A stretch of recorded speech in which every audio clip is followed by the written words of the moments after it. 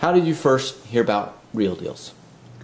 Actually, I lived in Colorado, and a friend of mine comes over to my place one day, and she says, "Hey, April, I found a great new store. I got this really cute sign for over in my bedroom, and it only costs like $5.79. And she was so excited. She goes, "Here's the receipt."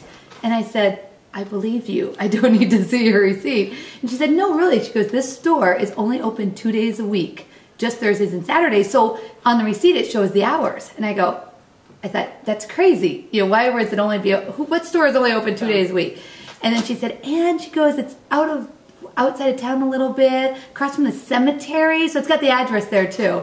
And I thought she was crazy. But every day she said, "Have you gone to the store yet? Have you gone to the store yet?" And I went in about a week later and I fell in love and I became a Real Deals fan, or a fanatic, whichever you'd want to call it. So then when we were moving back to North Dakota, I called my sister Rachel up and said, "North Dakota needs a store like this." And I made her come out to Colorado and go to the store before I moved back. And we decided that, yeah, we definitely could give it a try. And yeah. What were you doing before, like your work? I am a CPA, and so I had some clients that I helped from home, and otherwise just stay-at-home mom, so I did all my work from my house. Are you currently? I'm still a CPA. After 4 years, I finally dropped my last client as of the end of last year, so. Yeah. And I worked for, well, I was kind of in between. I worked for a church with children's ministry. I'm a teacher by trade, so nothing retail nor home decor. Just jump in. I love it. I love houses, and we would flip houses a lot, and I love the store. You know, I was a customer who loved the store, so. So what was your first thought about the 2-day-a-week model? I thought it was crazy. But not enough that once I went to the store, I loved it. I planned all my errands because it was about 20 minutes away. I planned all my errands for Thursdays. And I would tell the kids, we'd go do all of our errands, and then I'd tell the kids, you get ice cream if you sit good while I go to Real Deals. That's my dessert. You get ice cream at McDonald's afterwards. As a CPA, I'm sure you deal with people and businesses all the time. What was your thought? It goes against everything. You know, I have a business degree too, and it goes against everything they taught you in college. You have to be, you know, open for the customer when the customer wants it. It has to be convenient and in a good location. And but after being at the store in Colorado and hearing how much April and her friends raved about it, I thought, okay, well, maybe this actually will work. And really, when you think about it, it makes sense. Yeah, it does. You know, keeping that overhead low, you know, being in a warehouse, but keeping that overhead low, and payroll is your biggest expense. And if you go into another mom and pop or a small boutique or something like that, they are paying someone to stand around, and there are 1, maybe 2 customers in that store. Yeah. You know, and they can't really get a lot of work done because they have to be available for you, and yet they're just kind of standing around. We use that payroll much more wisely. Our employees don't stand around on Thursdays and Saturdays. They run. We tell them to wear running shoes. Yeah. What was it that made you pull the trigger and actually open your doors? We thought about it for quite a while, and we did. Talked with Nate a bunch, and got as much information. And we prayed about it a lot. Yeah. My family had been going through a lot of changes, and I needed something new and different in my life, and yet I still had small children, so this was something I loved. I loved the store. I still had small kids. I knew I'd put a lot of time in. It was starting a new business.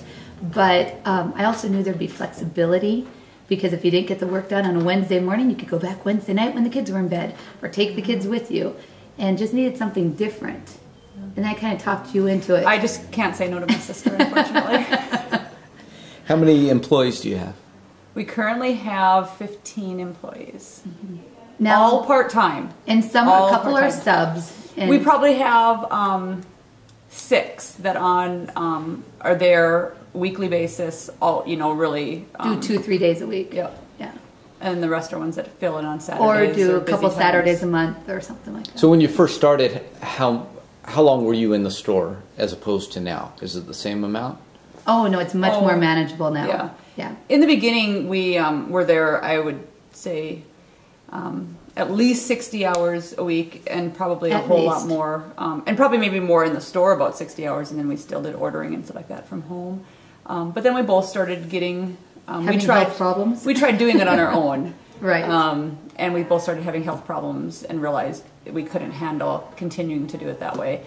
And so we did hire on some people, and that made it better. And then just, you know, the learning curve we're figuring things out and how to do it. And so now it's probably Now 5 days a week. Yep, we take off Saturday or Sundays and Mondays, Yep. and as long as depending on what season of the year it is, Right. you know, we trade off Saturdays, we trade off Thursdays, and Yep.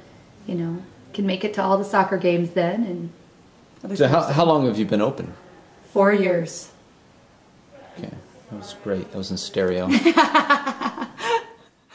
Okay, tell me about when you found your building. What was that? So you were interested, you got in contact with Nate, and you're learning about it. Now you got to find a building.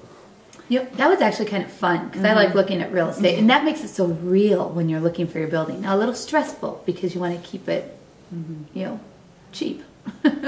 But no, actually it was pretty easy because there were a number of them that we would go to and just cross them right off the list pretty quick. And then we had found one that we thought was okay, and we sent it to Nate, did the pictures, told him the pros and cons, but we weren't completely satisfied. We thought it was a little bit spendy, and then we, when we finally found the one that we started out in, we knew it was that one right away. But that's because the rent was so cheap. Yeah. You know, and it had a lot of space.